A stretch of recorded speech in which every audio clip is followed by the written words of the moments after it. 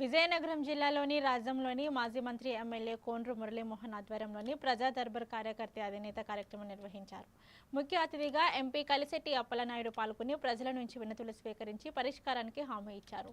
అనంతరం 7 లబ్ధిదారులకు 3.83 లక్షల సీఎం సహాయ నిధి చెక్కులను పంపిణీ చేసి పేదలకు ఈ పథకం అండగా నిలుస్తుందని తెలిపారు.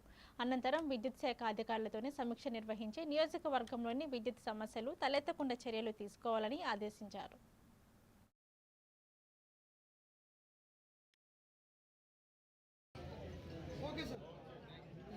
మీరు రాకుండా లేకుండా మీరు తిరగని చెప్పి వారికి ఫ్రీ హ్యాండ్ ఇచ్చారు. అందుకు ముందుగా మీ అందరి తరఫున వారికి ప్రత్యేకమైన అభినందన తెలియజేస్తున్నాను. ఎందుకంటే నాయకుడు ఆలోచన కలిగి ఉండదు, ప్రజలకు మేలు జరగాలి. నేను ముఖ్యం కాదు, నాతో పాటు ఉండాలని కాకుండా ప్రజలకు మేలు జరిగిన వ్యక్తి వారు చాలా ఈ 2 సంవత్సరాలు నేను చూశాను, గమనించాను. ఎప్పుడు కూడా వెళ్ళి ఆఫీస్ ఉంటుందండి, పబ్లిక్ ఉంటారు. మీరు రాకుండా ఒకరు ఎప్పుడు నిరంతరం 24 గంటలు చేయడం ఉంటాడు.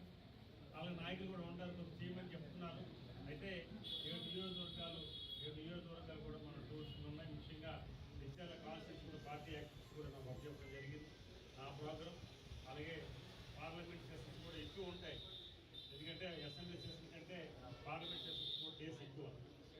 సో 180 రోజులు దాదాపు ఏడాది అనుకుంటే మళ్ళీ కమిటీ మీటింగ్స్ ఉంటాయి. మళ్ళీ పార్టీ ప్రోగ్రెస్ అంటే ఇప్పటికట్టు వెళ్ళాలి. ఇవన్నీ ఉన్నాయి. ఏదైనప్పుడు కూడా బాధ్యత ఏంటంటే వారు చెప్పినట్లుగా